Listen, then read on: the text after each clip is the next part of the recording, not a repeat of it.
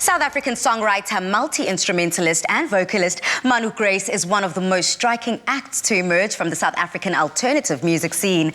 Her sound can be described as sensitive pop, unguarded and groovy, appealing to both the heart and feet alike. Raised in a creative family and sheltered from the distractions of technological advances, MANU grew up with plenty of room for her imagination to thrive. For as long as she can remember, music has been her primary interest. Welcome to The Loft, MANU. It's so lovely to have you. Thank you for having me. Now, MANU, I have to just go back to the very beginning when it comes to your love and music. You always said that you were a shy child. Yes, painfully shy. Painfully shy, but like any opportunity to get on stage and I was there. And that sounds so interesting to me. It's so bizarre. It's so bizarre. So take us back to baby MANU and how you grew up, from wanting to always be on stage to finally joining a group towards your final year in matric. Yeah, I mean, I just do talent shows solo as a kid. I remember once just to get on stage, playing air guitar to to the Offspring or something. Okay. And then I finally joined a real band in my matric year. And I just learned a lot about arrangement and recording and everything there.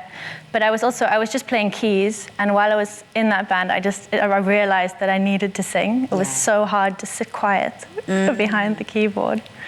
And I can only imagine, when you in a band and in a group like that, whether there are people playing the drums or whatever it is, if there is that internal yearning for you to do more, be more, you have to almost attack it. So when you did decide, okay, as much as this group has done so much for you, especially within the Cape Town scene, you also felt like it had a healing power when you were ill.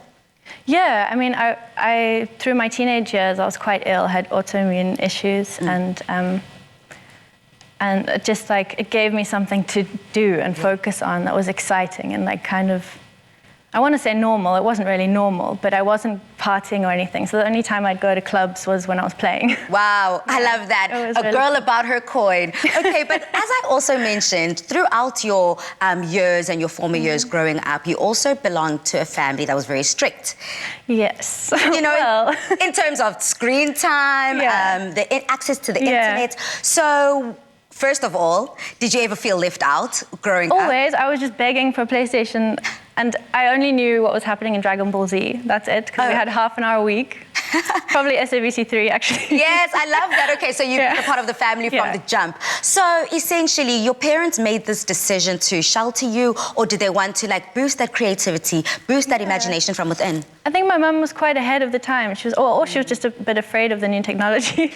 But she just said boredom is a gift, and use it to create. I wish I heard that a lot earlier in my life, because I think that just being able to change the way you see things, change the circumstances you find yourself in. I used to always say, Mom, I'm bored. And she'd be like, what's bored? There's nothing like that. But this is a creative and constructive way of turning that mentality in a child and using it for the good. So this good has birthed now your sophomore album, well, EP, I guess I can call it. And just tell me the process from songwriting to recording. I mean, I believe this was made throughout the world. Well, pretty much. Of the world. Yeah, it was quite strange. I was living it and writing it and recording it all at once. I was traveling and writing and making all sorts of terrible mistakes. So I started in Cape Town with Russ Dawkin and Robin Brink from Beatenberg, and we worked on the previous EP as well. So we started here, then they moved up north. So then I went to Italy for a while just to kind of work my way up to record again with them. And I thought we were just going to finish the songs we started. And that brief stint in Italy, it just birthed so many new songs. Wow.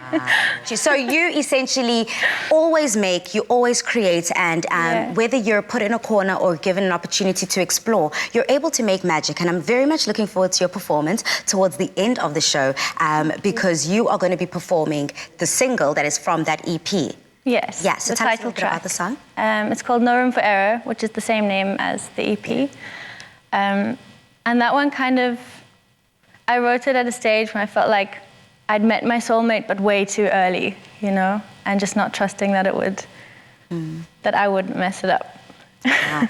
Well, that sounds like a very deep song from a very intellectual and sensitive young lady. I'm looking forward to seeing that performance. South Africa, please do head over to our Afternoon Express Facebook, Instagram or Twitter page and let us know how much you are loving MANU.